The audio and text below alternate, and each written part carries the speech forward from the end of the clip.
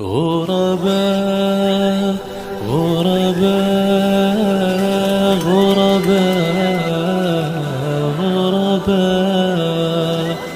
غرباء غرباء غرباء غرباء. السلام علیکم ورحمۃ اللہ وبرکاتہ.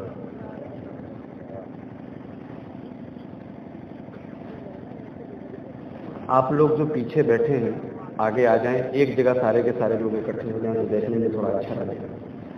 آگے آ جائیں تھوڑا سا. ادھر بھی جو لوگ بیٹھے ہیں وہ بھی ادھر آ جائیں آرام سے. ایک ساتھ بیٹھے تو تھوڑا دیکھنے میں بھی اچھا لگے گا.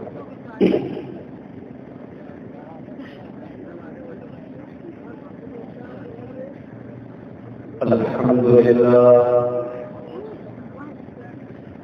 نحمده ونستعينه ونستغفره ونعوذ بالله من شرور انفسنا ومن سيئات اعمالنا. من يهده الله فلا مضل له ومن يضلل فلا هادي له. وأشهد أن لا إله إلا الله وحده لا شريك له وأشهد أن محمدا عبده ورسوله.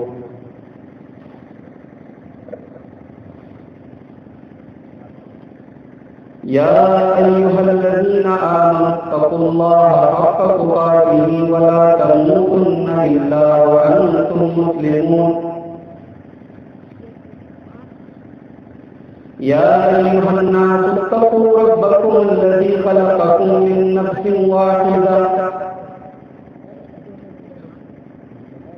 وخلق منها زوجها وبث منهما رجالا كثيرا ونساء واتقوا الله الذي تساءلون به والأرحام إن الله كان عليكم رقيبا.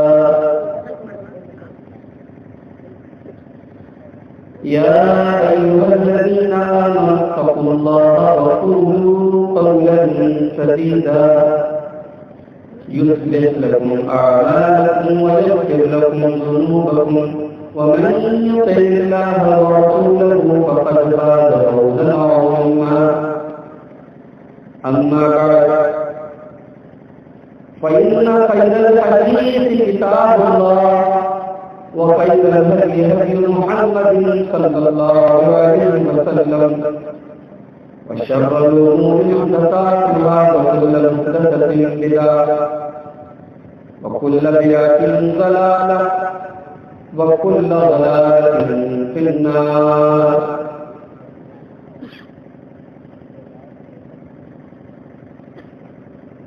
أعوذ بالله من الشيطان الرجيم. بسم الله الرحمن الرحيم.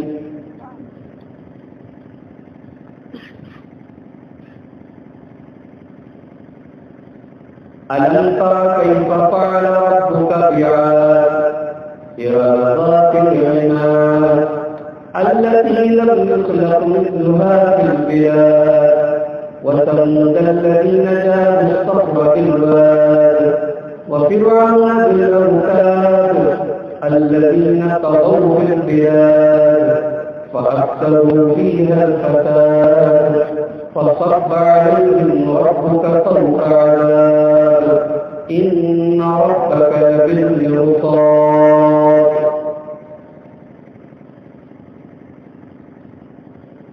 محترم علماء کرام، بزرگوں، نوجوان بھائیوں، پردہ نشین ماؤں بہن،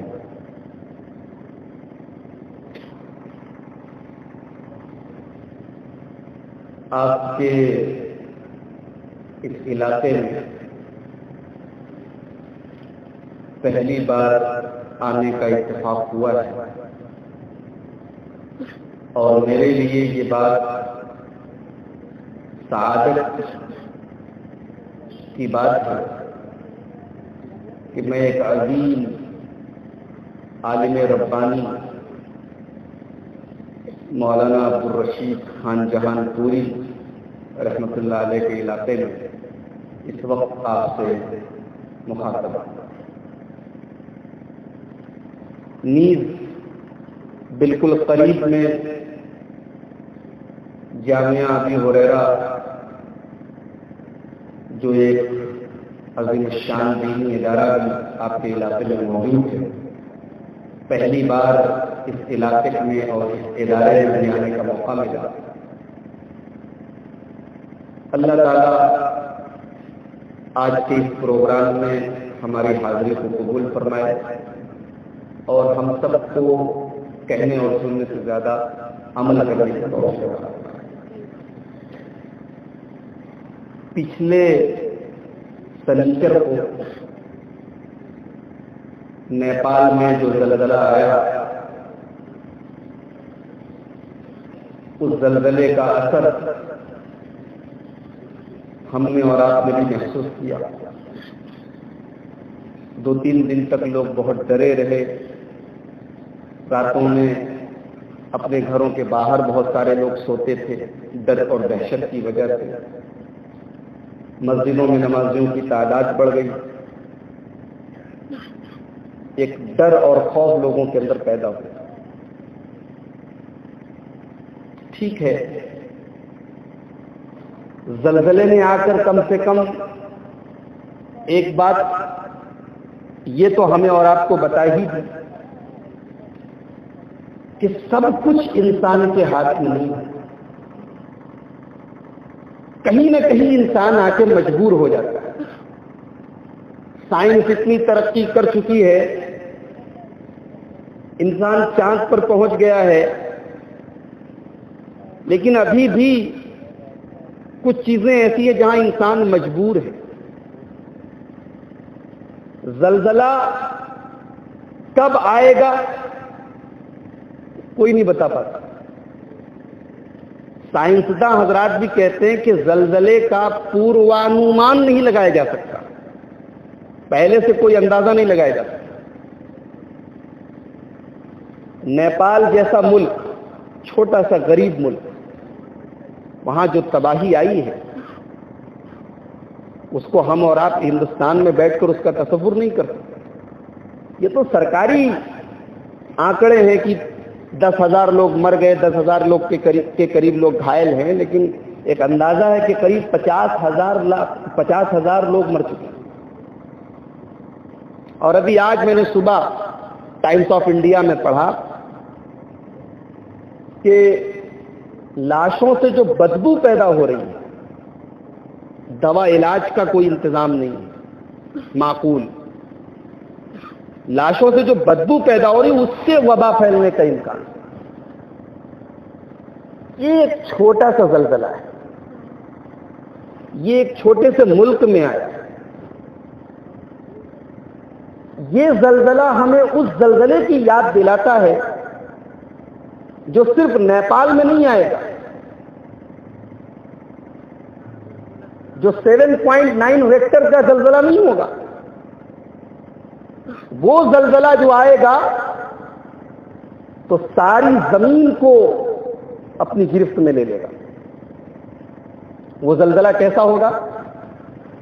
اللہ تبارک و تعالیٰ وہ زلزلے کا نقشہ کھینچتا ہے سورہ حج میں۔ اللہ فرماتا ہے یا ایھا الناس اتقوا ربکم ان زلزلۃ الساعۃ شیء عظیم۔ اے لوگو اپنے پروردگار سے ڈرو، قیامت کا زلزلہ بڑا خطرناک ہے، بڑی عظیم چیز ہے۔ یوم ترونھا تذہل کل مرضعۃ عما ارضعت، قیامت کے دن تم یہ دیکھو گے کہ دودھ پلانے والی ماں اپنے بچے سے غافل ہو جائے گی۔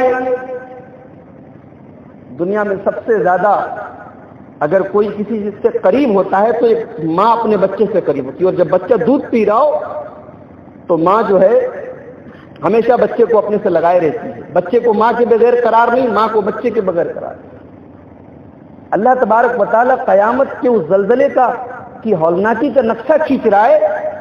یوم ترونھا تذہل کل فَلَمَّا أَرْضَعَتْ، وہ زلزلہ اتنا بھیانک ہوگا، وہ زلزلہ اتنا خطرناک ہوگا کہ دودھ پلانے والی ماں اپنے بچے سے غافل ہو جائے گی. وَتَضَعُ كُلُّ ذَاتِ حَمْلٍ حَمْلَهَا، اور ہر حمل والی عورت کا حمل ساقط ہو جائے گا، حمل گر جائے گا. وَتَرَى النَّاسَ سُكَارَىٰ وَمَا هُم بِسُكَارَىٰ، اور تم یہ دیکھو گے کہ لوگ نشے کی حالت میں، حالانکہ وہ نشے کی حالت میں نہ ہوں گے. وَلَٰكِنَّ عَذَابَ اللَّهِ شَدِيدٌ، نشہ نہیں ہوگا، اللہ کا عذاب ہوگا. دیکھنے میں ایسا لگے گا کہ لوگ نشے کی حالت میں، لیکن نشہ نہیں ہوگا.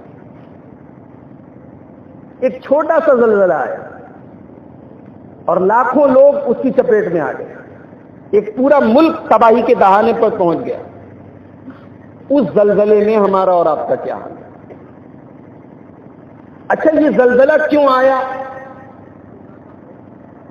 اب سائنسداں حضرات تو بتاتے ہیں کہ بھئی ہمالیہ پہاڑ کے نیچے جو زمین ہے وہ چند پلیٹوں کے اوپر قائم ہے. اب وہ اس کی سائنس کے اعتبار سے اس کی توجیہ بیان کرتے ہیں، لیکن ہم اور آپ ایک مسلمان ہیں. ہماری شریعت کیا کہتی ہے کہ زلزلے کیوں آتے ہیں؟ ہمارا اور آپ کا یہ ماننا ہے کہ یہ زلزلہ دراصل اللہ کا عذاب ہے. یہ بندوں کی گناہوں کے اوپر اللہ تبارک و تعالیٰ کی طرف سے ایک پکڑ ہے. یہ زمین جو پاپوں سے بھر گئی تھی، وہی نیپال کی سرزمین، وہی کاٹمانڈو، وہی پوکھرا کا علاقہ، زلزلے کے پہلے وہیں پر شراب اور شباب عام تھی. دنیا بھر سے لوگ وہاں اکٹھا ہو کر زناکاری کے لیے جمع ہوتے تھے، اور وہاں پر کوئی دکان ایسی نہیں ہے جہاں پر آپ کو شراب نہ ملے، سور کا گوشت نہ ملے. زناکاری کا کھلا ہوا لائسنس ہے سرکار کی طرف سے، گورنمنٹ کی طرف سے، وہاں پر کوئی پابندی نہیں.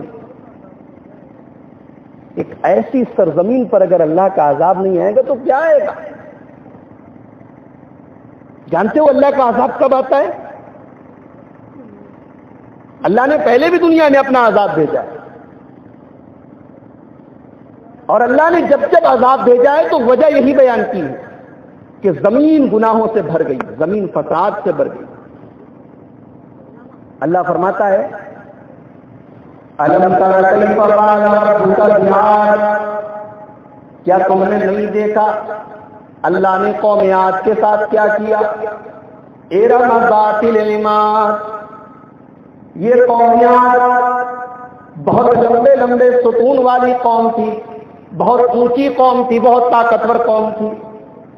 وَثَمُودَ الَّذِينَ جَابُوا الصَّخْرَ بِالْوَادِ، اور کیا تم نے قوم ثمود کو نہیں دیکھا جو پہاڑوں سے اپنے گھروں کو بنایا کرتی تھی، جو پتھروں سے تراش تراش کر اپنے گھروں کو بنایا کرتی تھی.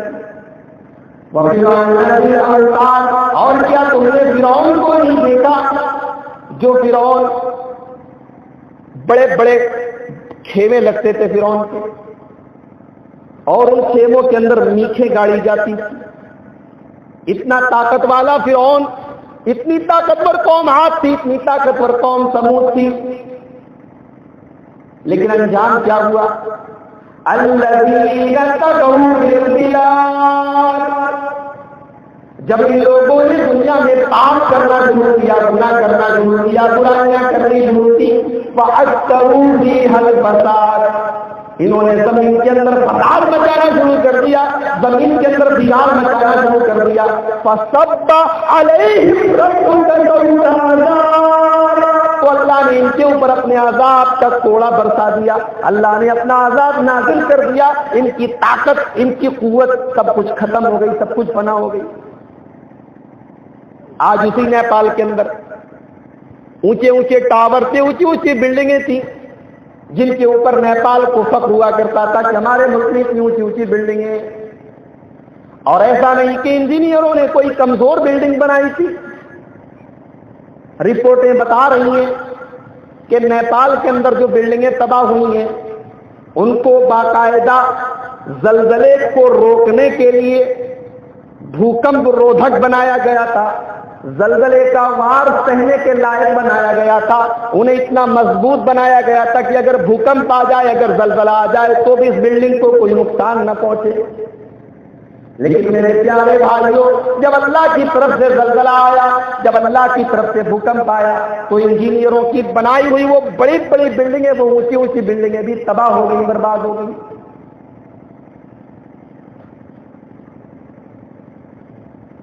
زمین میں جب جب پاپ بھرے گا، زمین میں جب جب زناکاری عام ہوگی، تو یہ اللہ کا دستور رہا ہے کہ اللہ تبارک و تعالیٰ نے اپنا عذاب بھیجا۔ آئیے ایک حدیث آپ کے سامنے پڑھتا ہوں، اور میں سمجھتا ہوں کہ اس حدیث میں جتنی باتیں بتائی گئی ہیں آج وہ ساری باتیں ہم اپنی آنکھوں سے دیکھیں۔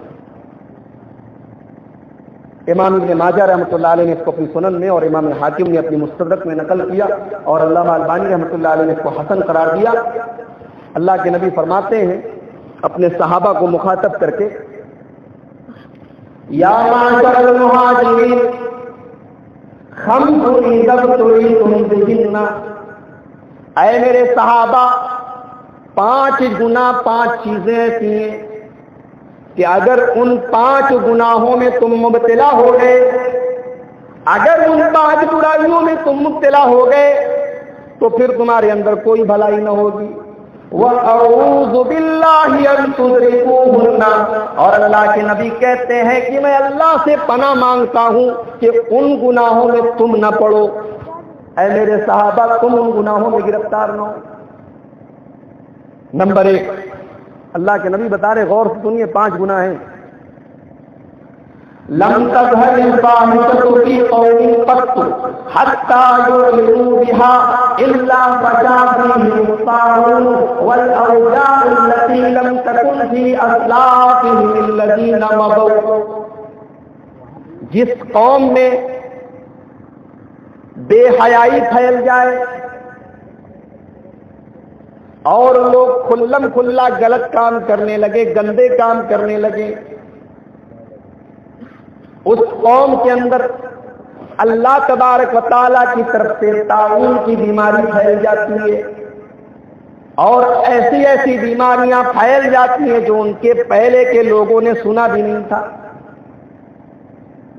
آج ابھی ہمارے انڈیا کے اندر تو یہ حالات نہیں آئے ہیں، لیکن آپ امریکہ اور لندن چلے جائیں، یورپین کنٹریز میں چلے جائیں، آپ کو ایسے ایسے علاقے ملیں گے، ایسی ایسی جگہ ملیں گی کہ مرد اور عورت سرے عام زناکاری کر رہے ہیں، لوگ گزر رہے ہیں، لیکن ان کو کوئی فرق نہیں پڑ رہا ہے۔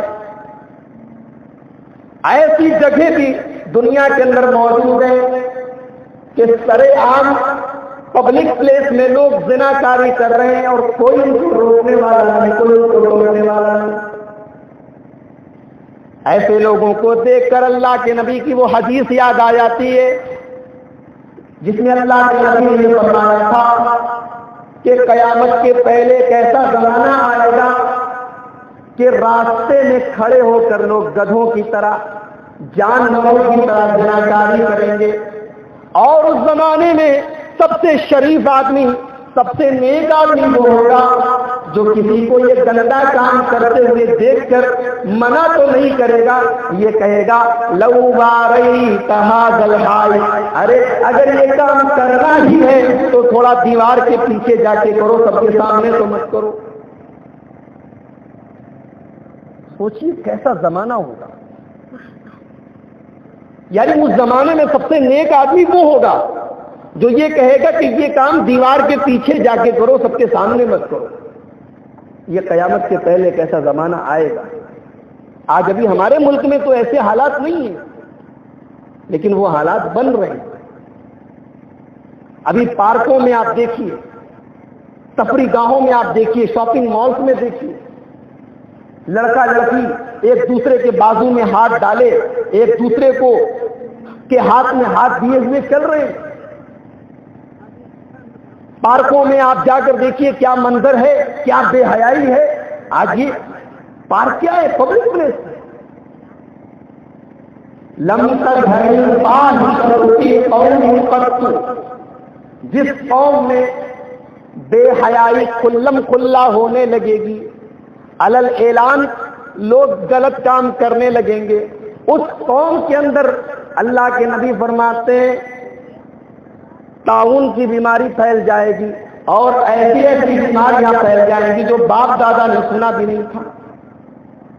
ہمارے بہت سے بزرگ حضرات بیٹھے ہیں، ان کے زمانے میں ایڈس کوئی جانتا بھی نہیں، یہ برڈ فلو کیا ہوتا ہے، یہ سوائن فلو کیا ہوتا ہے، کوئی جانتا بھی نہیں تھا۔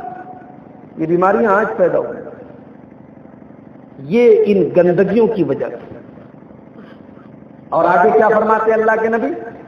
نمبر 2، وَلَمْ يَنْقُصُ الْمِكْيَالَ وَالْمِيزَانَ إِلَّا أُخِذُوا بِالسِّنِينَ وَشِدَّةِ الْمُؤُونَةِ، اور جب کوئی قوم ناپ تول میں کمی کرنے لگتی ہے، کاروبار کے اندر 420 کرنے لگتی ہے، ہیرا پھیری کرنے لگتی ہے، دھوکہ دھڑی کرنے لگتی ہے، اس قوم کے اوپر اللہ تبارک و تعالیٰ کی طرف سے 7 سالی کا سوکھے کا عذاب نازل کر دیا جاتا ہے۔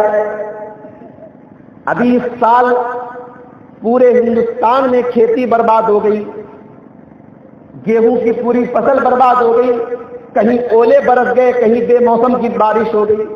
یہ کیا ہے؟ یہ عذاب ہی تو ہے۔ جب کوئی قوم ناپ تول میں کمی کرے گی، جب کاروبار میں، تجارت میں، بزنس میں چوری ہوگی، دھوکہ دھڑی ہوگی، تو یہی انجام ہوگا۔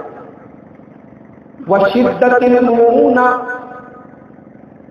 اور اللہ تبارک و تعالیٰ اس قوم کے کاروبار کو تباہ کر دے گا، اس کی معیشت کو برباد کر دے گا۔ آج ہمارے ملک میں مہنگائی ہے، کاروبار بند پڑے ہوئے ہیں، ملیں بند پڑی ہوئی ہیں، کارخانے بند پڑے ہوئے ہیں، ہم اس کے لیے کسی کو ذمہ دار قرار دیں، لیکن اللہ کے نبی تو فرما رہے ہیں کہ بہت بڑی وجہ لوگوں کی چوری ہے، لوگوں کی دھوکہ دھڑی ہے اور کاروبار میں فراڈ ہے۔ آج کر رہا ہے کہ نہیں مسلمان؟ آج مسلمان سے کاروبار نہیں کرنا چاہتا، اس کو پتا ہے کہ غیر مسلم سے کاروبار کروں گا تو وہ دھوکہ نہیں دے گا، لیکن مسلمان پہلے دے گا۔ آج ایسے حالات ہیں۔ ابھی میں گجرات گیا تھا، سورت میں، سورت کے لوگوں نے مجھے بتایا، وہاں جو مزدور لوگ ہیں انہوں نے مجھے بتایا کہ یہاں جو بڑے بڑے بزنس مین ہیں جو غیر مسلم ہیں، ان کے اوپر تو بھروسہ کر سکتے ہیں، لیکن مسلمان کے اوپر کوئی بھروسہ نہیں۔ اس سے مال اگر ہم نے اس کو دے دیا تو پیمنٹ کب ملے گا کوئی ٹھکانہ نہیں۔ یہ حالات ہے۔ اللہ کے نبی نے فرمایا تھا سَيَأْتِي عَلَى النَّاسِ زَمَانٌ لَا يُدَانِ الْمَرْءُ مِنْ أَيْنَ أَخَذَ الْمَالَ أَمِنْ حَلَالٍ أَمْ مِنْ حَرَامٍ۔ ان قریب لوگوں کے اوپر ایک ایسا زمانہ آئے گا کہ لوگ پرواہ نہیں کریں گے، آدمی پرواہ نہیں کرے گا کہ مال کہاں سے کما رہا ہے، حلال طریقے سے کما رہا ہے یا حرام طریقے سے کما رہا ہے۔ آج وہ زمانہ موجود ہے۔ مال آنا چاہیے، پیسہ آنا چاہیے، جہاں سے بھی آئے۔ سود اور بیاج عام طور سے مسلمان کھا رہا ہے۔ شاید کوئی گاؤں ایسا ہو، کوئی علاقہ ایسا ہو جہاں کے مسلمان سود اور بیاج میں گرفتار نہ ہو۔ کوئی LIC لیے ہوئے ہے، کسی نے FD کرایا ہوا ہے، کوئی ہمارے پردھان منتری جی کی جو یوجنا نکلی ہے سکنیا سمردھی یوجنا، معلوم ہے آپ کو؟ آج کل گورنمنٹ کی طرف سے ایک اسکیم آئی سکنیا سمردھی یوجنا۔ آپ کے گھر میں بیٹی ہے، کھاتا کھلوا دیجیے، 1000 روپیہ ہر مہینے ڈالیے، 14 سال تک 1000 روپیہ آپ جمع کیجیے، 14 سال کے بعد پھر 7 سال تک گورنمنٹ آپ کی طرف سے جمع کرے گی، اور 21 سال کے بعد آپ کو 6 لاکھ روپیہ ملے گا، جس سے آپ اپنی بیٹی کی شادی کر سکتے ہیں، اس کی پڑھائی کا انتظام کر سکتے ہیں، اس کا بھوشیہ بنا سکتے ہیں۔ یہ گورنمنٹ نے اسکیم نکالی ہے، مسلمان دھڑلے سے اس میں حصہ لے رہا ہے۔ یہ گورنمنٹ اپنے گھر سے تھوڑی دے رہی ہے، گورنمنٹ کا بینکوں کے ساتھ ٹائی اپ ہے اور یہ بینک ہمیں اور آپ کو سود اور بیاج کی رقم دے رہے ہیں. اور یہ سود اور بیاج کی رقم جب ہمارے گھر میں آئے گی اور ہم اپنی بیٹی کی شادی اس رقم سے کریں گے, اس رقم کو اپنے بچوں کو کھلائیں گے, تو دعا قبول ہوگی؟ یہ سود اور بیاج بہت بڑا سبب ہے عذاب کا, کیونکہ سود اور بیاج اللہ اور اس کے رسول سے لڑائی ہے. اللہ نے قرآن میں صاف فرمایا, یا ایھا الذین آمنوا,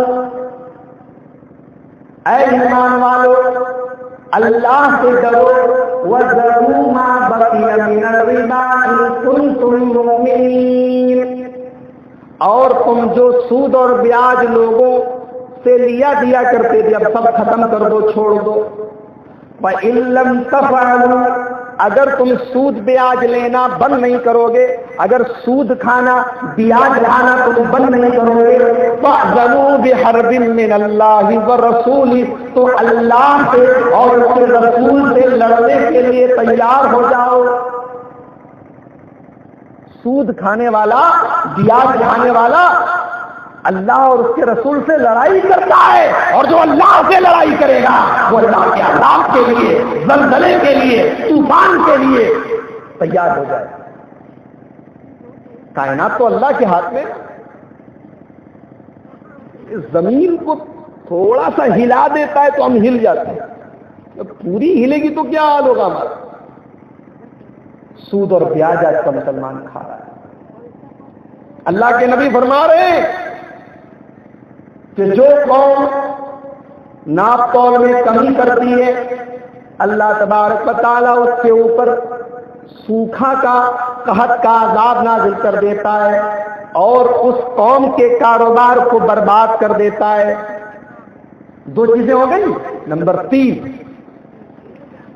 وَلَمْ يَمْنَعُوا زَكَاةَ أَمْوَالِهِمْ إِلَّا مُنِعُوا الْقَطْرَ مِنَ السَّمَاءِ, اور جو قوم اپنے مال کی زکوٰۃ نہیں دیتی ہے اللہ تبارک و تعالیٰ اس قوم کے اوپر سے بارش کو روک لیتا ہے. کتنی زکوٰۃ دینی ہے؟ 1 لاکھ روپے میں 2,500 روپے.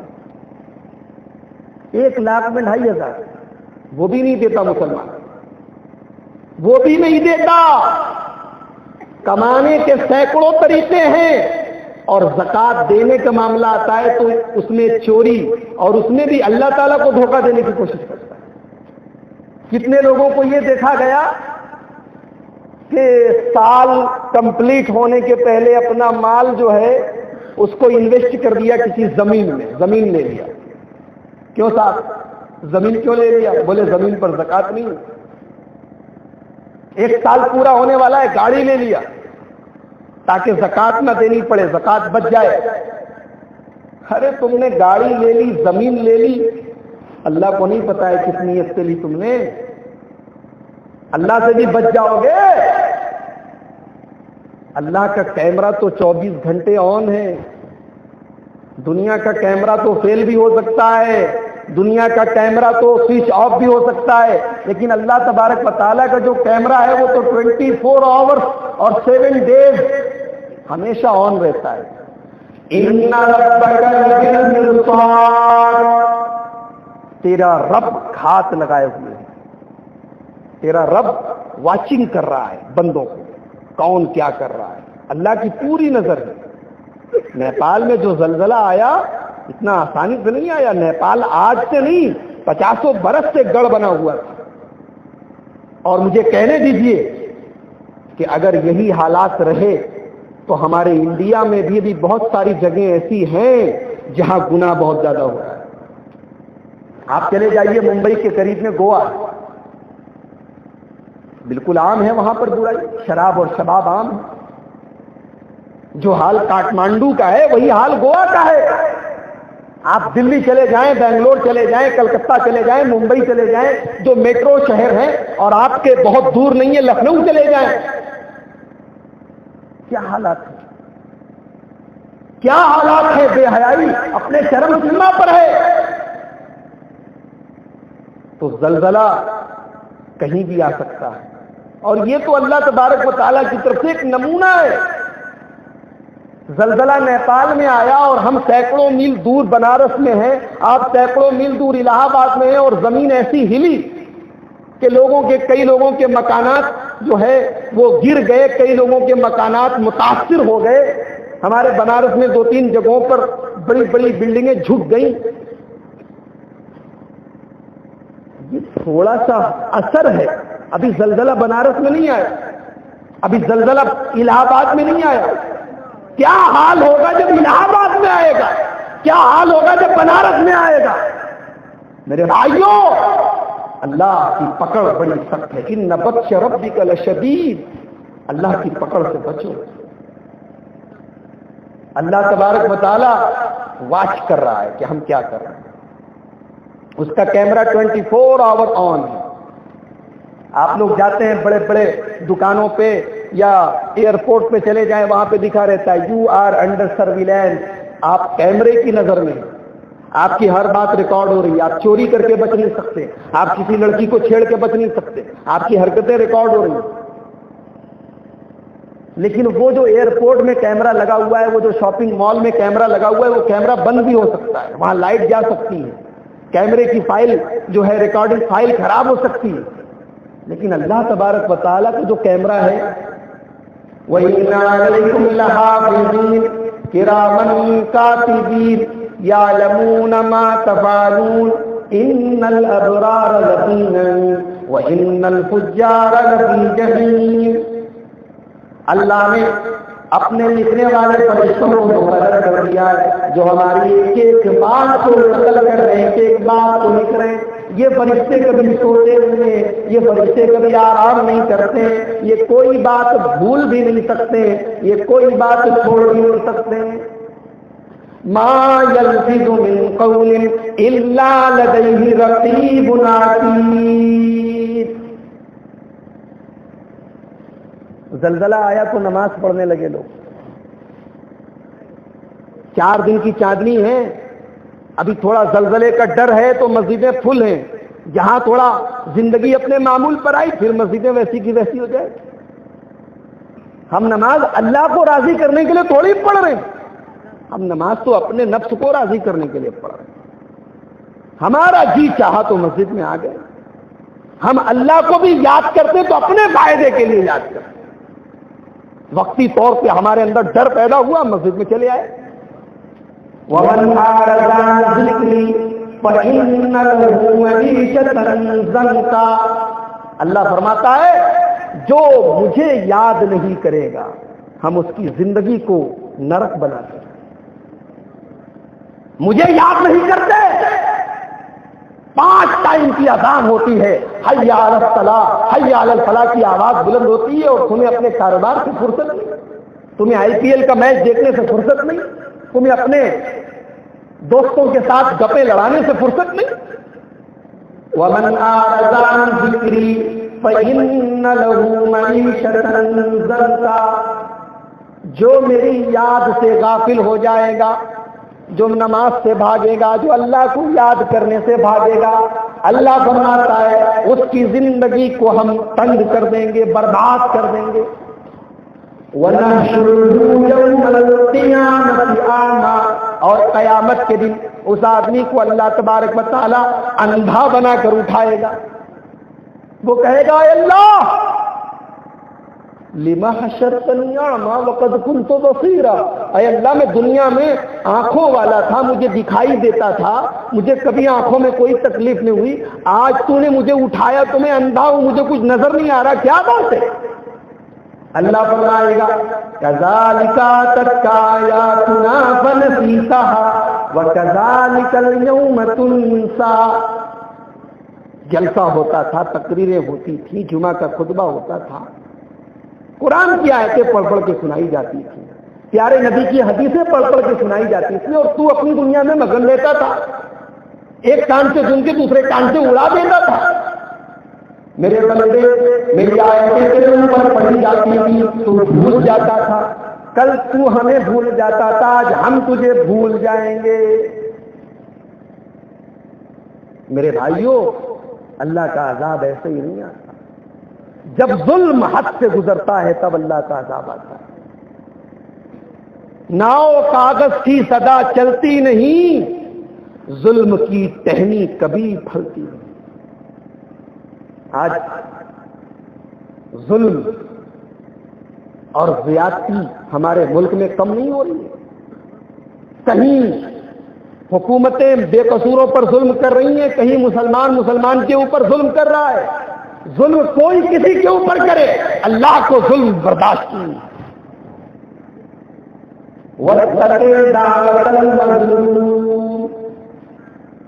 مظلوم کی بد دعا سے بچو. فَإِنَّهُ لَيْسَ بَيْنَهَا وَبَيْنَ اللَّهِ حِجَابٌ. اللہ کے بیچ میں اور مظلوم کے بیچ میں، اس کی بد دعا کے بیچ میں کوئی پردہ نہیں. کسی کی ہتیا کی، کسی کے بیٹے کو مارا، کسی کی عزت پر حملہ کیا، کسی کی آبرو پر حملہ کیا، اب وہ مظلوم ہے تمہارا. اب اگر اس کے منہ سے بد دعا نکلی تو اللہ کے نبی فرماتے ہیں کہ اس کی بد دعا کے بیچ میں اور اللہ کے بیچ میں کوئی پردہ نہیں. ایک مرتبہ صحابہ سے اللہ کے نبی نے پوچھا مفلس کون ہے؟ صحابہ غریب کون ہے؟ صحابہ نے کہا اللہ کے نبی ہم نے غریب وہ آدمی جس کے پاس پیسہ نہ ہو. آپ نے فرمایا نہیں، میری امت کا غریب آدمی وہ ہوگا جو قیامت کے دن نماز لے کر، روزہ لے کر، زکات لے کر، سب لے کر آئے گا. وَيَأْتِي قَدْ شَتَمَ هَذَا وَضَرَبَ هَذَا وَقَذَفَ هَذَا وَأَكَلَ مَالَ هَذَا.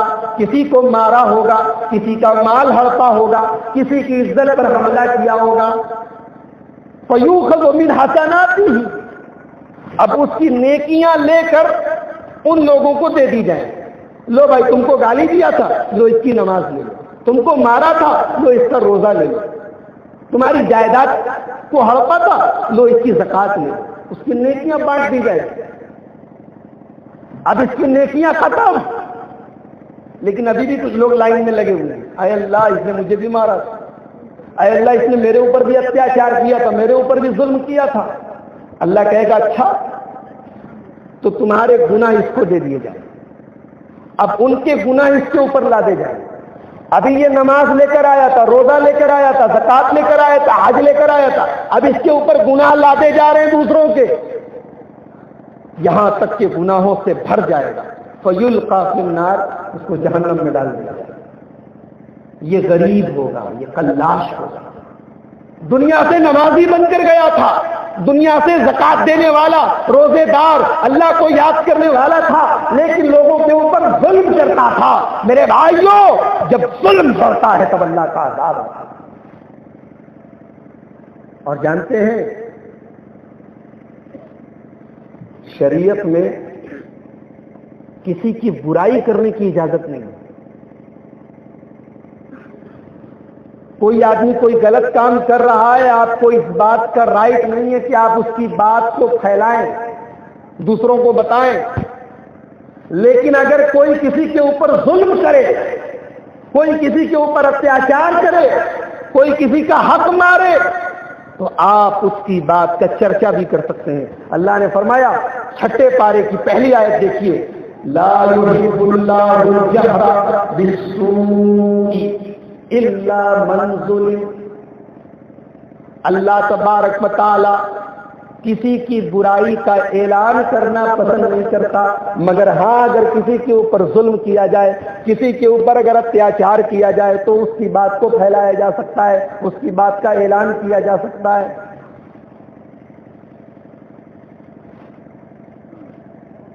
زلزلے کیوں آتے ہیں، عذاب کیوں آتا ہے؟ ایک وجہ یہ بھی ہے کہ پاپ ہو رہا ہے، آپ نے دیکھا، آپ نے کہا ہم تو نہیں کر رہے نا، ہو رہا ہے تو ہونے دو، میرا کیا جاتا ہے. باپ نمازی ہے، بیٹا شرابی ہے. باپ تہجد پڑھ رہا ہے، بیٹا رات میں شراب پی رہا ہے. باپ ایک نمبر کا سچا ہے، بیٹے سے جھوٹا کوئی نہیں. باپ امانت دار ہے، بیٹا ایک نمبر کا بے ایمان ہے. اب باپ سے پوچھا جاتا ہے کہ صاحب آپ اتنے نیک ہیں، اتنے پرہیزگار ہیں، اتنے سچے ہیں، اور آپ کا بیٹا ایسا ہے. تو باپ کہتا ہے کہ میں کیا کروں. بیٹا اگر غلط کر رہا ہے تو میں کیا کروں؟ بیٹے کا عمل بیٹے کے ساتھ، میرا عمل میرے ساتھ، ایسا نہیں ہے۔ ٹھیک ہے بیٹے کا عمل بیٹے کے ساتھ، آپ کا عمل آپ کے ساتھ، لیکن آپ نے منع کیا، آپ نے ٹوکا، آپ نے روکا۔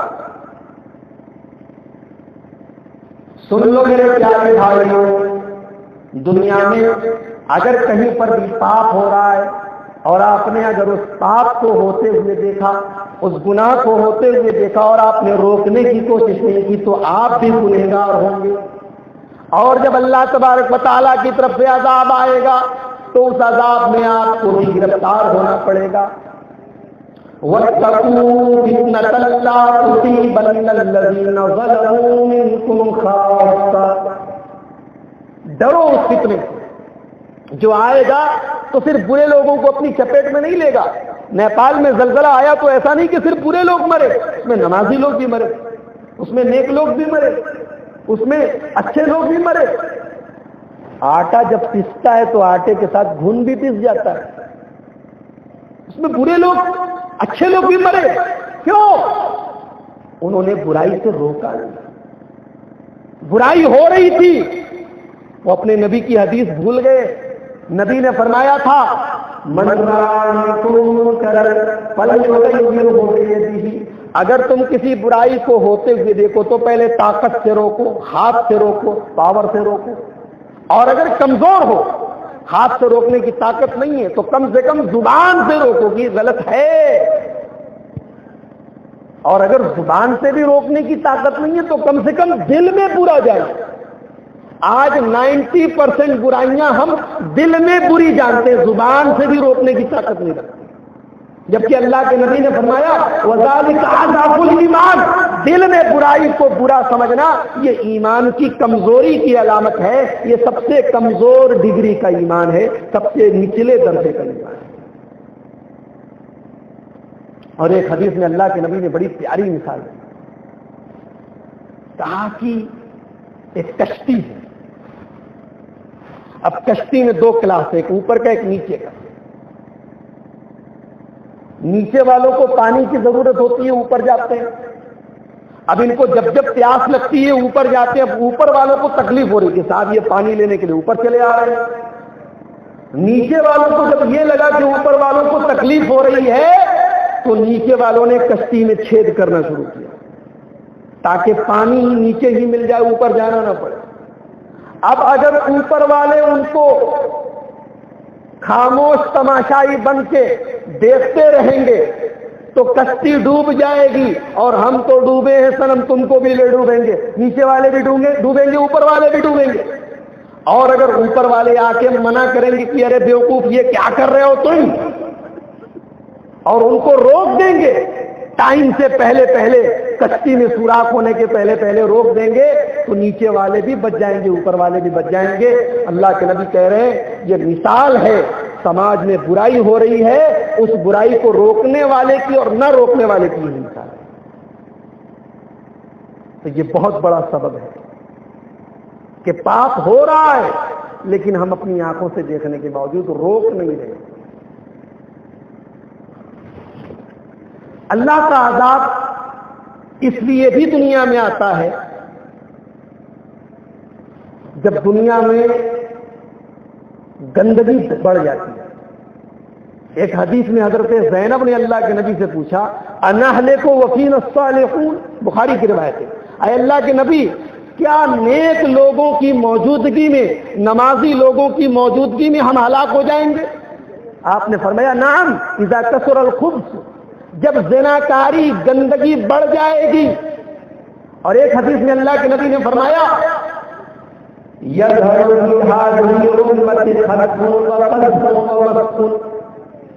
میری امت میں ایک زمانہ ایسا آئے گا لوگ زمین کے نیچے دبا دیے جائیں گے، آسمان سے پتھروں کی بارش ہوگی اور لوگوں کی شکلیں بدل دی جائیں گی۔ ایک ایسا زمانہ ہے۔ صحابہ نے پوچھا اے اللہ کے رسول وہ زمانہ کب آئے گا؟ آپ نے فرمایا اذا ظہرت القینات والمعازف، جب ناچ گانے عام ہو جائیں گے، ناچنے والی عورتیں گھروں میں آ جائیں گی، ایک زمانہ تھا جب رئیسوں کے یہاں، بڑے بڑے امیروں کے یہاں شادی ہوتی تھی تو رنڈیاں آتی، وہ ناچتی تھی. اس زمانے میں بڑا عیب مانا جاتا تھا. کہیں ہو جائے پورے گاؤں میں تو بدنامی ہو جاتی تھی کہ ان کے گھر میں تو ناچ ہوا تھا، ان کے گھر میں مجرا ہوا تھا.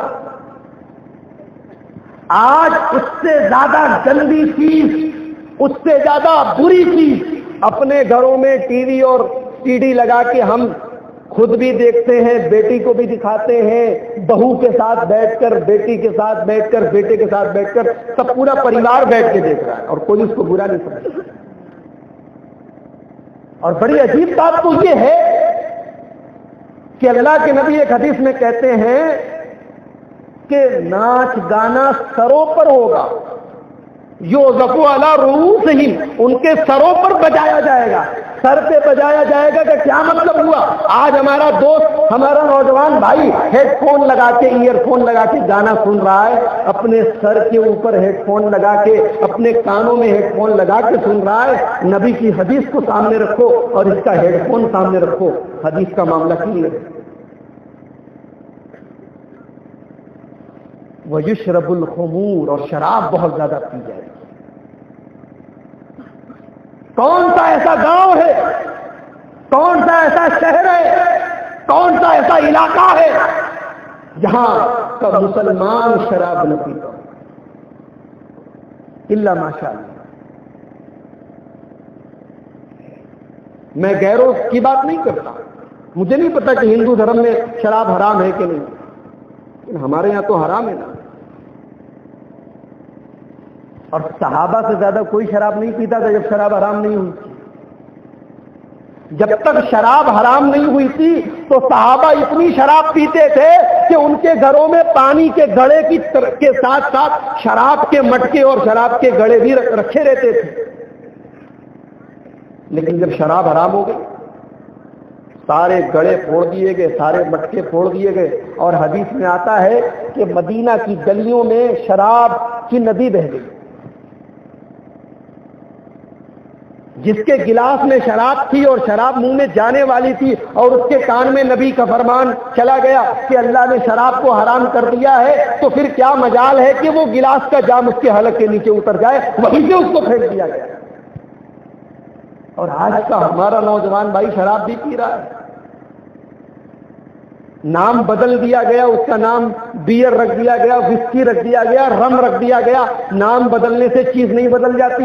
یہ بھی قیامت کی ایک نشانی بتائی گئی ہے کہ شراب پیا جائے گا، شراب پی جائے گی اور نام بدل دیا جائے. نام بدل دیا گیا. اور جب بات شراب کی نکلی ہے تو میں یہ بھی بتا دوں کہ اگر شراب حرام ہے تو اللہ کے نبی نے مسلم شریف کی حدیث میں فرمایا کل مسکرن حرام، ہر نشے والی چیز حرام ہے. اگر شراب حرام ہے تو معاف کیجئے، اگر کوئی بیڑی پینے والا ہو اس کو برا لگتا ہو لگے، بیڑی بھی حرام ہے. کوئی سگریٹ پی رہا ہو سگریٹ بھی حرام ہے. کوئی گٹکا کھا رہا ہو گٹکا بھی حرام ہے. کوئی سرتی کھا رہا ہو وہ بھی حرام ہے. کوئی کھینی کھا رہا ہو وہ بھی حرام ہے. اس لیے کہ نبی نے کہہ دیا کہ ہر مسکر، ہر نشے والی چیز حرام ہے. آج یہ چیزیں عام. ٹھیک ہے، میں یہ نہیں کہتا کہ شراب جیسی شراب ہے ویسی یہ چیزیں، لیکن نشہ تو سب میں. آج شراب بھی زیادہ پی جا رہی ہے اور نبی نے یہ کہا تھا کہ جب شراب زیادہ پی جائے گی تو میری امت کے اندر زمین میں دھسنے کے واقعات. اللہ کا عذاب اس لیے بھی آتا ہے جب لوگوں کے دل سخت ہو جاتے ہیں. وَلَقَدْ أَرْسَلْنَا إِلَىٰ أُمَمٍ مِّن قَبْلِكَ فَأَخَذْنَاهُم بِالْبَأْسَاءِ وَالضَّرَّاءِ لَعَلَّهُمْ يَتَضَرَّعُونَ. اے میرے پیارے نبی، آپ سے پہلے ہم نے بہت سارے رسول بھیجے، بہت سارے پیغمبر بھیجے، اور پھر ان کی قوموں کے اوپر ہم نے اپنا عذاب بھیجا. کبھی ان کو ہم نے بھوک کے ذریعے آزمایا، کبھی ہم نے ان کو قحط سالی کے ذریعے آزمایا. لعلہم یتضرعون. ہم نے جب بھی اپنا عذاب بھیجا تو اسی لیے بھیجا تاکہ میرے بندے میرے آگے آ کے گڑ گڑائیں، تاکہ میرے بندوں کے اندر اللہ کے آگے عاجزی کرنے کا جذبہ پیدا ہو جائے. فلولا اذ جاءهم باسنا تضرعوا، ہونا تو یہ چاہیے تھا کہ جب ہمارا عذاب آیا تو لوگوں کے اندر اللہ کے آگے جھکنے کا جذبہ پیدا ہو. ولكن قست قلوبهم وزين لهم الشيطان ما كانوا يعملون، لیکن لوگوں کے دل اتنے سخت ہو گئے، لوگوں کے دل اتنے پتھر ہو گئے کہ اللہ کا عذاب آنے کے باوجود بھی ان کے دلوں کے اندر سختی پیدا ہو گئی ہے. زلزلہ آیا، کچھ لوگوں نے تو نماز اسٹارٹ کر دی، لیکن ابھی بھی ایک بڑی تعداد ایسے لوگوں کی ہے جس نے اس زلزلے کو بھی کافی نہیں سمجھا. اس کو اور بڑا زلزلہ چاہیے، اس کو اور بڑا عذاب چاہیے، ابھی اس کو نماز پڑھنے کا خیال نہیں آیا. ابھی بھی ایسے لوگ ہیں. بنارس میں جب زلزلہ پہلے دن آیا تھا سنیچر کو، تو رات میں بہت سارے گھروں کی عورتیں اور لڑکیاں اور مرد سب میدان میں چلے آئے. تو کچھ نوجوانوں کے منہ سے یہ جملہ سنا گیا کہ زلزلہ آیا تو اچھا ہوا، کم سے کم خوبصورت لڑکیاں دیکھنے کا موقع ملا. یہ اپنے کانوں سے سنا گیا ہے. زلزلہ دیکھ کر ان کے دل میں اللہ کا ڈر، اللہ کا خوف، موت کی دہشت، یہ تو بہت دور کی بات ہے. انہیں اس کے اندر بھی اپنا شیطانی کام نظر آ رہا ہے، انہیں اس کے اندر بھی اپنے نفس کی لذت نظر آ رہی ہے. اس سے زیادہ پتھر دل، اس سے زیادہ سنگ دل اور اس سے زیادہ اللہ سے اور اس کے دین سے دوری کی اور کیا مثال ہو سکتی ہے.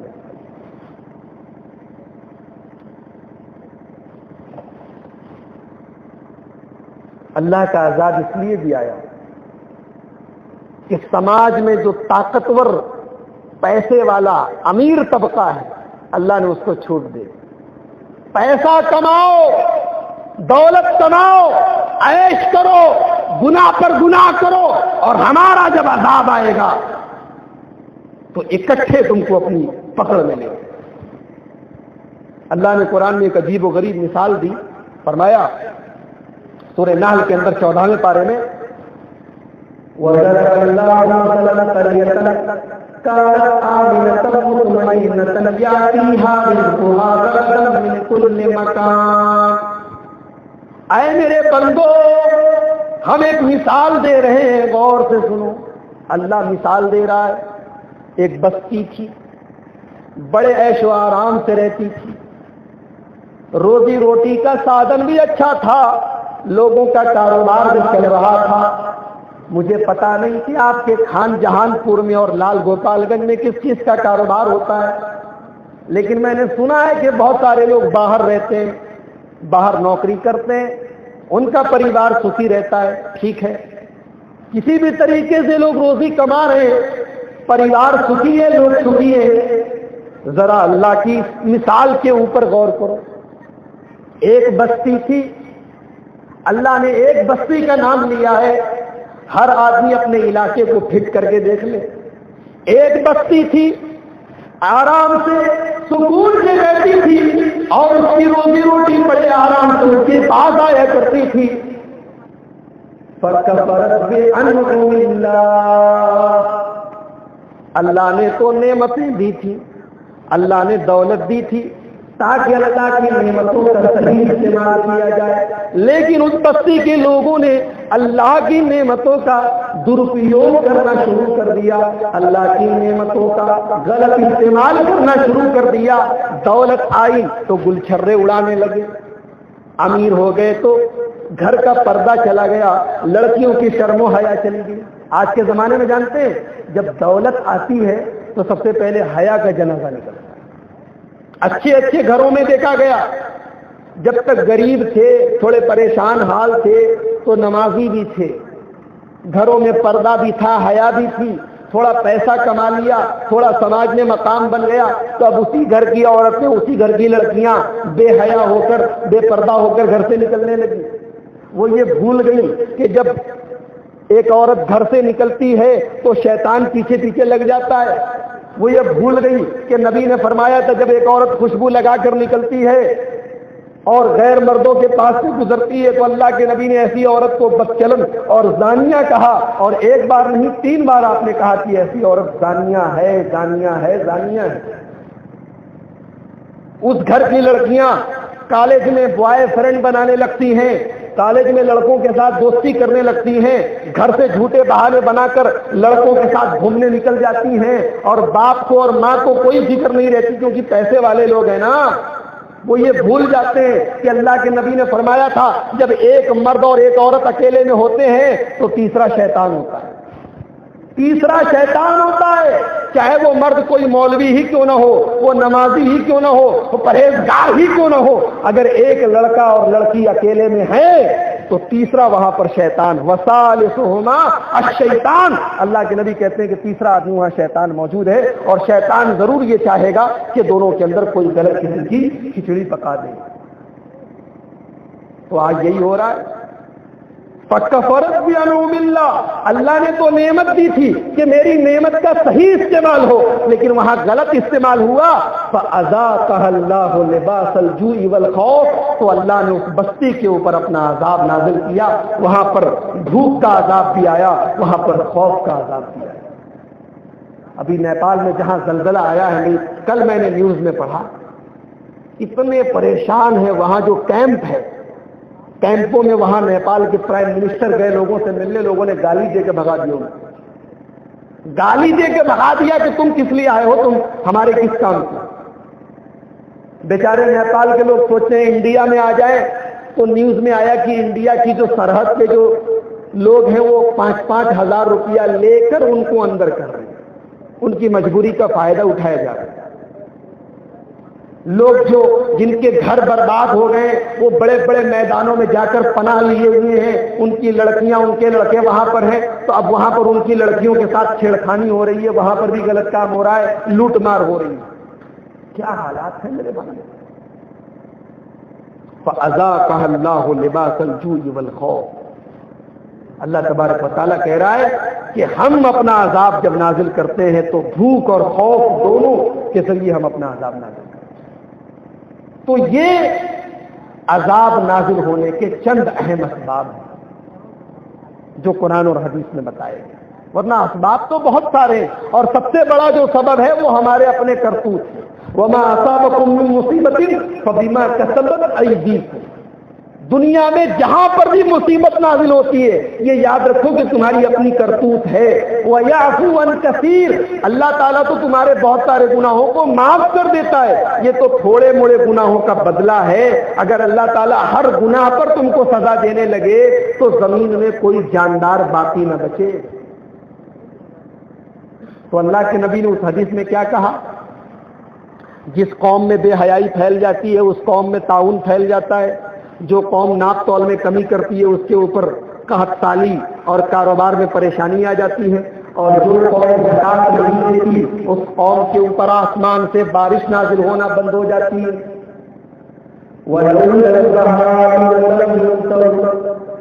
اور اگر یہ بے زبان جانور نہ ہوتے، یہ مویشی نہ ہوتے، گائے بیل بکری نہ ہوتے، تو اللہ تبارک و تعالیٰ آسمان سے ایک قطرہ پانی نہ گراتا. یہ تو بے زبان جانور ہیں، ان کی بے زبانی کو، ان کی معصومیت کو مد نظر رکھتے ہوئے اللہ تعالیٰ بارش برساتا ہے. ورنہ تو دنیا کے لوگوں کے کرتوت ایسے کہ اللہ تعالیٰ ایک قطرہ بھی زمین پر پانی نہ برسائے.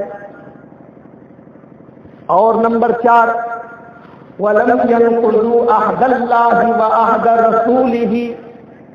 اور جب کوئی قوم اللہ اور اس کے رسول سے کیے گئے وعدے کو توڑ دیتی ہے، اللہ سے جو وعدہ کیا تھا وہ وعدہ توڑ دیا، رسول سے جو وعدہ کیا تھا وہ وعدے کو توڑ دیا، تو اللہ کے نبی فرماتے ہیں إِلَّا سَلَّطَ اللَّهُ عَلَيْهِمْ عَدُوًّا مِّنْ غَيْرِهِمْ. اللہ تعالیٰ ایسی قوم کے اوپر دشمن مسلط کر دے گا اور وہ دشمن ان کی چیزوں کو لے لے گا. آج کس کو ہم اپنا دوست کہیں؟ کون سی ایسی قوم ہے جو ہماری دشمن نہیں ہے؟ پبلک پلیس ہے، میں بہت کھل کے نہیں بول سکتا، لیکن آپ بتائیے کہ آج دنیا میں کوئی مذہب، کوئی قوم ایسی ہے جس کی مسلمانوں سے کہیں نہ کہیں عداوت نہ چل رہی ہے؟ اسرائیل میں یہودی ہیں، امریکہ میں عیسائی ہیں، برما میں بدھزم کے ماننے والے ہیں، اور ہمارے انڈیا میں ہمارے بھائی لوگ ہیں۔ ساری دنیا آج مسلمانوں کی دشمن بنی ہوئی ہے۔ یہ نتیجہ ہے کہ ہم نے اللہ سے جو وعدہ کیا تھا ہم نے اپنا وعدہ توڑ دیا، ہم نے رسول سے جو وعدہ کیا تھا ہم نے رسول سے وعدہ کرنے کے بعد توڑ دیا۔ اللہ سے کیا وعدہ کیا تھا ہم نے؟ اللہ سے ہم نے وعدہ کیا تھا، اے اللہ 5 ٹائم کی نماز میں ہم ایک ہی وعدہ کرتے ہیں۔ کیا وعدہ کرتے ہیں؟ ایاک نعبد و ایاک نستعین، اے اللہ عبادت کریں گے تو تیری کریں گے، مدد مانگیں گے تو تیرے آگے ہی مانگیں گے، تیرے آگے ہاتھ پھیلائیں گے۔ نماز میں آ کر تو یہ وعدہ، اور نماز کے باہر کسی اور کو مشکل کشا مان رکھا ہے، کسی اور کو غریب نواز کا لقب دے دیا ہے، کسی اور کو دستگیر بنا دیا ہے، کوئی اور ہماری ضرورتیں پورا کرنے والا ہو گیا ہے۔ نماز کے اندر تو ہم کہتے ہیں اللہ دینے والا تو، عبادت کے لائق تو، مدد کرنے والا تو، اور نماز کے باہر نکلے تو ہمیں اولاد کہیں اور سے ملنے لگتی ہے، مصیبتیں کہیں اور سے دور ہونے لگتی ہیں، گھر کی پریشانیاں کوئی اور دور کرنے لگتا ہے۔ آج اگر ہم اپنے انڈیا میں نظر اٹھا کے دیکھیں، اپنے بھارت میں نظر اٹھا کے دیکھیں، تو مسلمانوں کی ایک بڑی تعداد آپ کو ایسی ملے گی جو نماز میں جو وعدہ اللہ سے کرتی ہے اس وعدے کو توڑ دیتی ہے۔ اللہ سے تو یہ وعدہ کرتی ہے کہ اے اللہ ہم صرف تیری عبادت کریں گے، اے اللہ ہم صرف تیرے آگے ہاتھ پھیلائیں گے، لیکن وہی لوگ اللہ کو چھوڑ کے غیروں کے آگے ہاتھ پھیلاتے ہیں، غیروں سے مدد مانگتے ہیں۔ اور رسول سے کیا وعدہ کیا تھا؟ رسول سے بھی ہم نے ایک وعدہ کیا۔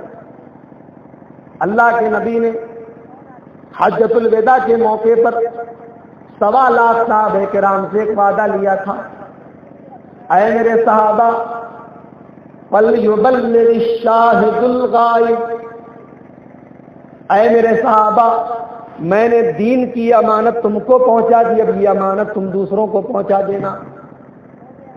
آج کا مسلمان اپنے دین کے بارے میں خود نہیں جانتا، وہ دوسرے کو کیا پہنچائے گا؟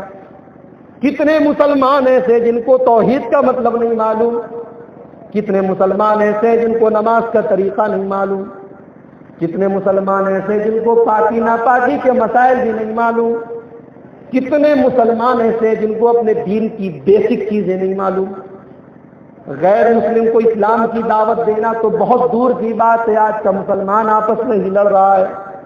آج ایک مسلمان دوسرے مسلمان سے برسر پیکار ہے۔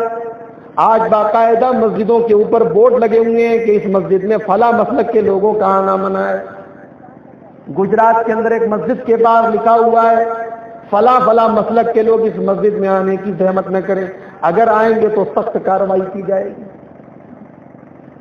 اور ایسا بھی معاملہ سامنے آیا ہے کہ اگر کوئی دوسرے مسلک کا آدمی گیا تو اس کو پکڑ کے پیٹا گیا ہے اور اس کے مسجد کو صاف بھی کروایا گیا ہے۔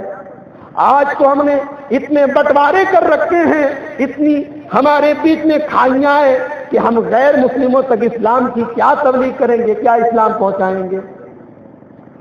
ہمارے ہندوستان کا سنویدھان بنانے والے ڈاکٹر B.R. امبیڈکر، انہوں نے کئی ہزار دلتوں کے ساتھ اسلام قبول کرنا چاہا تو کتابوں میں یہ ملتا ہے کہ گاندھی جی نے ان سے کہا کہ آپ اسلام کون سے مسلک کا قبول کریں گے، آپ اسلام کون سا قبول کریں گے؟ آج اسلام کے اندر کئی سیکٹ ہیں، کئی فرقے ہیں، کوئی اپنے آپ کو کچھ کہتا ہے، کوئی اپنے آپ کو کچھ کہتا ہے، آپ کس مسلک کے ساتھ جائیں گے؟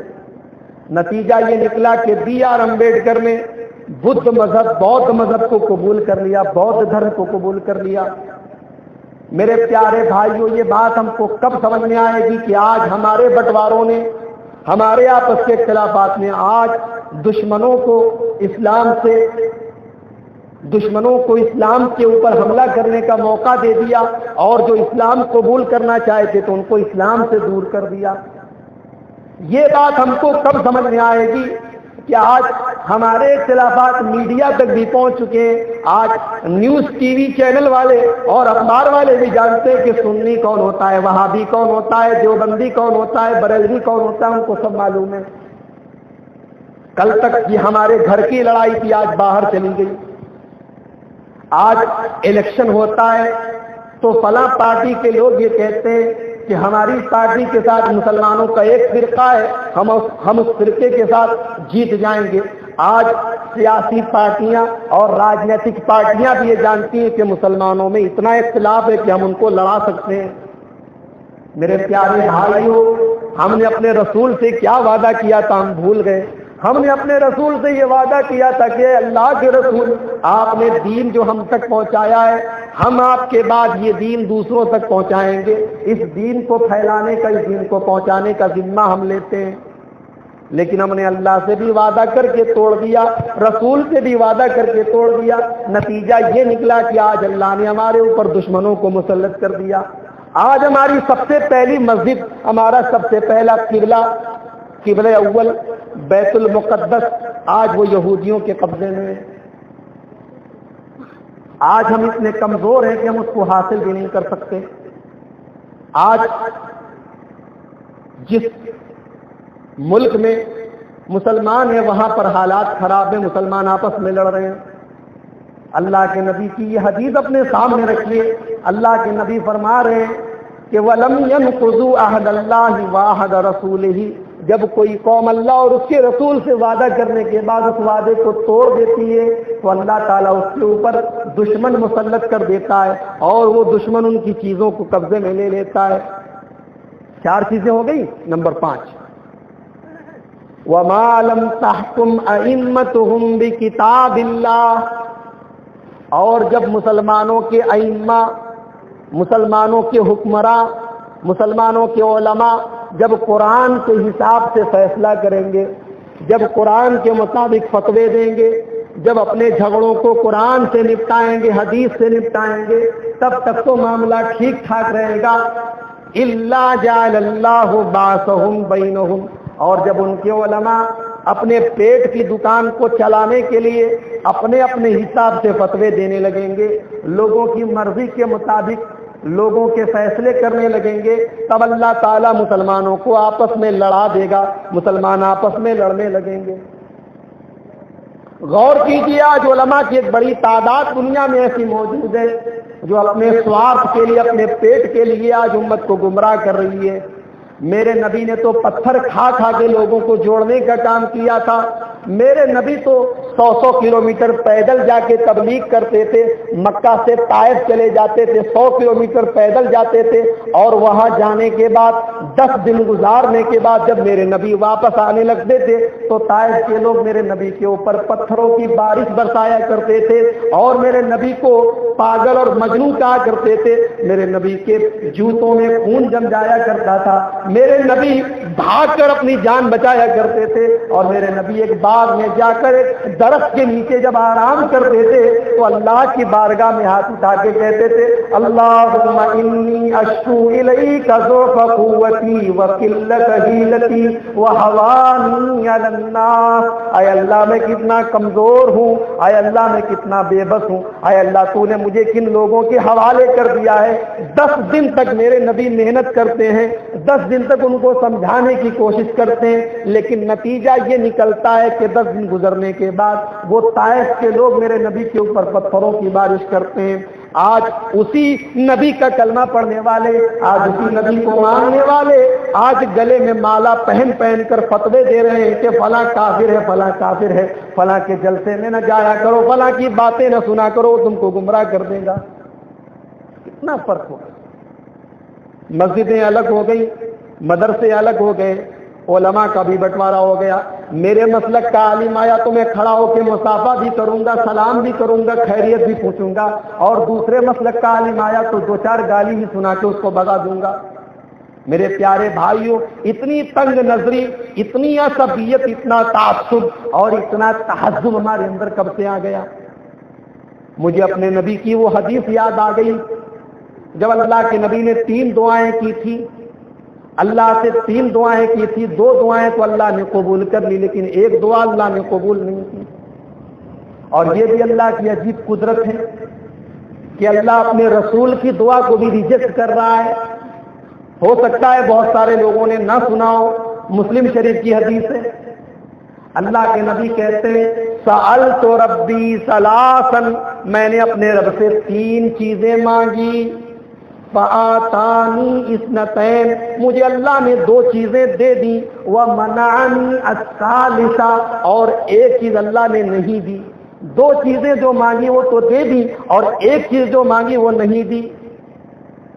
کیا کیا مانگا تھا؟ میرے نبی نے اپنے لیے کچھ نہیں مانگا، یہی تو بات ہے۔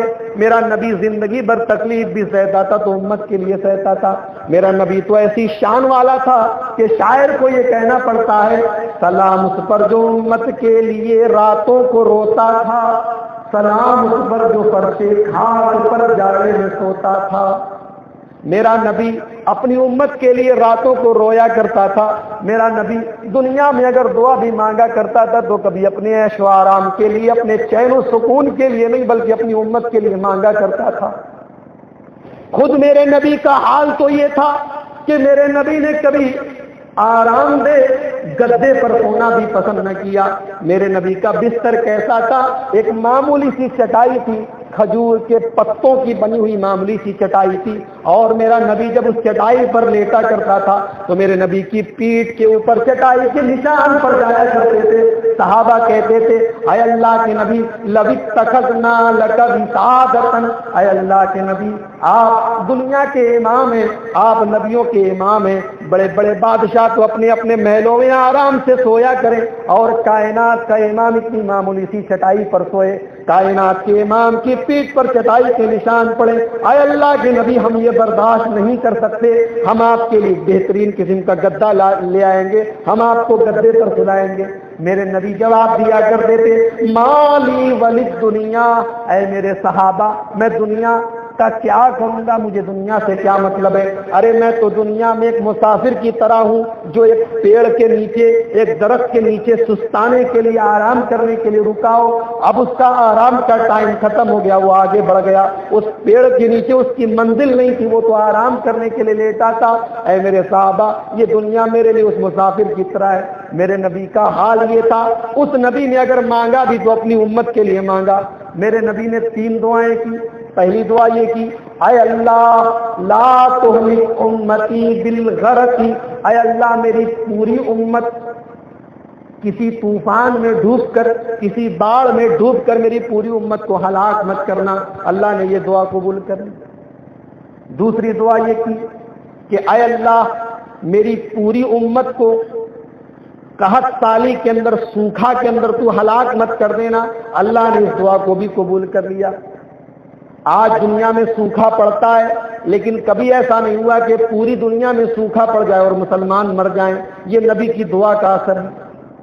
آج باڑھ آتی ہے، کشمیر کے اندر باڑھ آئی، سونامی کا عذاب آیا، لیکن کبھی ایسی باڑھ یا ایسا طوفان نہیں آیا کہ پوری دنیا کے مسلمان اس میں ختم ہو جائیں۔